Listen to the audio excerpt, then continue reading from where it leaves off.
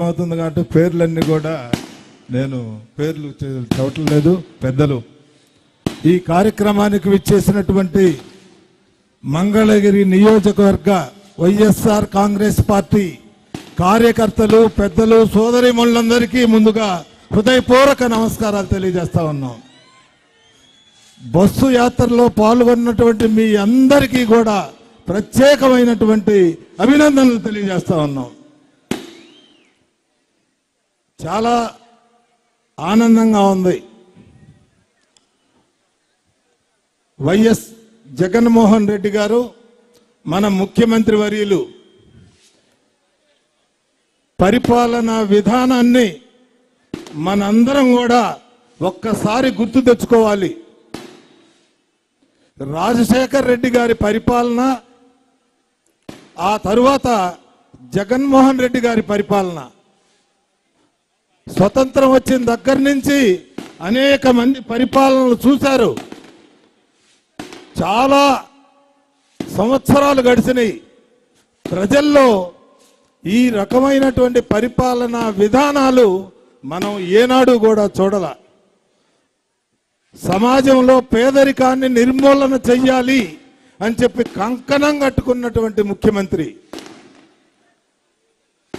మాటంటే సరిపోదు, మాటంటే సరిపోకుండా ప్రతి ఒక్క ఇంటిలోకి ప్రవేశించి పరిపాలన అందించినటువంటి మహానుభావుడు ముఖ్యమంత్రి జగన్మోహన్ రెడ్డి గారు.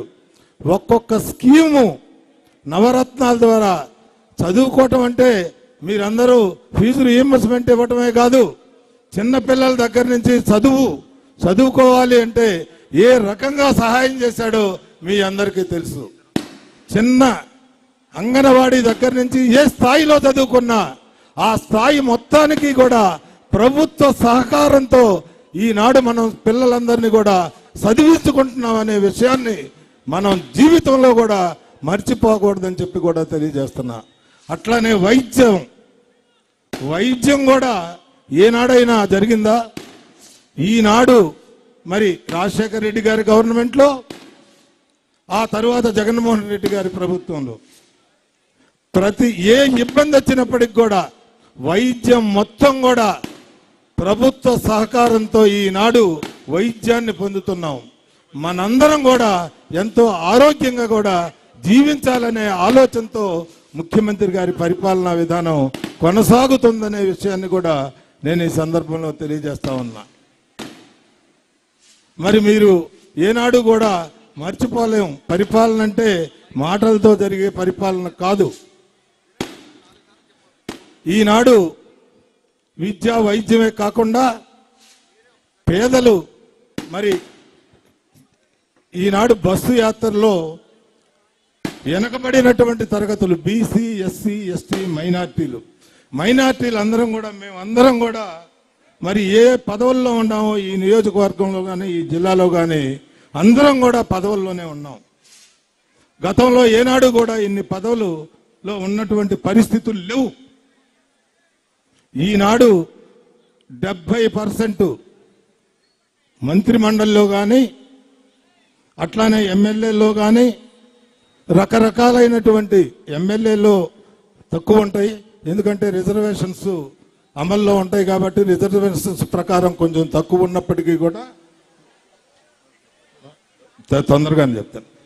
మరి మనం ప్రతి జిల్లా పరిషత్తులో కానీ పంచాయతీల్లో కానీ మున్సిపాలిటీల్లో కానీ అందరికీ కూడా ఈనాడు సగభాగం పైగా మనం బీసీలమే పరిపాలిస్తున్నాం.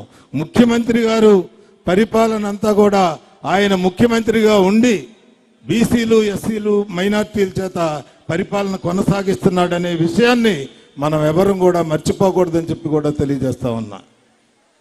మరి ఈనాడు ఎలక్షన్స్ వచ్చినాయి. మనకి ఏ రకమైనటువంటి పరిపాలన కావాలి? గతంలో ఏనాడు జరగనటువంటి పరిపాలనా విధానానికి ఈనాడు జగన్మోహన్ రెడ్డి గారి పరిపాలనా విధానాన్ని మనం జీవితంలో కూడా ఎవరు కూడా మర్చిపోకూడదని చెప్పి కూడా తెలియజేస్తా ఉన్నా. ఆ పరిపాలన మరలా కూడా వచ్చేటట్టయితేనే మన జీవితాలు లో మార్పు వస్తుంది. పేదరికాన్ని నిర్మూలన చేయటం అంటే ఒక్క 5 సంవత్సరాల్లోనే సరిపోదు. వాళ్ళ జీవితాలు మార్పు రావాలంటే వాళ్ళు ఆరోగ్యంగా ఉండాలి, వాళ్ళ పిల్లలందరూ కూడా ఉద్యోగస్తులు అవ్వాలి, బాగా చదువుకోవాలి, వాళ్ళ కుటుంబాలు నిలదొక్కోవాలి, ఎక్కడా కూడా అద్దెకుంట్లో ఉండేటటువంటి పరిస్థితి ఉండకూడదు. ఆ రకంగా ఆయన తీసుకున్నటువంటి నిర్ణయాలన్నీ కూడా ఆర్థిక సహాయాన్ని కూడా చేస్తూ మన జీవితాలని బాగు చేసేటటువంటి ముఖ్యమంత్రిగా జగన్మోహన్ రెడ్డి గారి పరిపాలన మనకు కావాలని చెప్పి మీరందరూ కూడా ఆలోచించాలని చెప్పి కూడా తెలియజేస్తా ఉన్నా. మరి తెలుగుదేశం ఈనాడు